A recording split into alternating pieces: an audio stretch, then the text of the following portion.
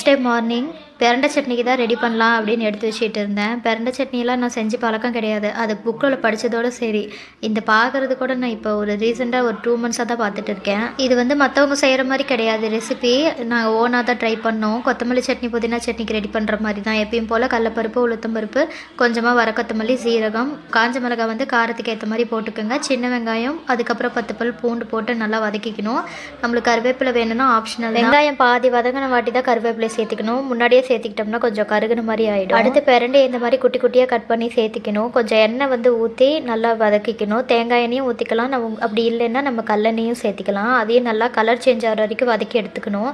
அதுக்கப்புறம் ஒரே ஒரு சைஸ் சின்ன தக்காளி, அதுக்கப்புறம் சின்னதாக ஒரு புளி நம்மளுக்கு வேணும்னா சேர்த்து கூட போட்டுக்கலாம்.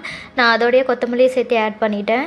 நல்லா ஆறின வாட்டி மிக்ஸி ஜார்லேயோ இல்லை அம்மிலேயோ போட்டு அரைச்சிக்கலாம். நாங்கள் வந்து இன்றைக்கி உரலில் தான் ஆட்டி எடுத்தோம். சட்னிக்கு தாளிப்பு வேணும்னா கொடுத்துக்கலாம், இல்லைன்னா அதை ஸ்கிப் பண்ணிக்கலாம். அடுத்தது சைடிஷாக ஒன்றும் பண்ண கிடையாது, ரசம் மட்டும்தான். இந்த ரசத்தோடையும் சுடுசோத்தோடையும் இந்த பிரண்டை சட்னி வச்சு சாப்பிட்றதுக்கு அல்டிமேட்டாக இருக்கும். ட்ரை பண்ணி பாருங்கள்.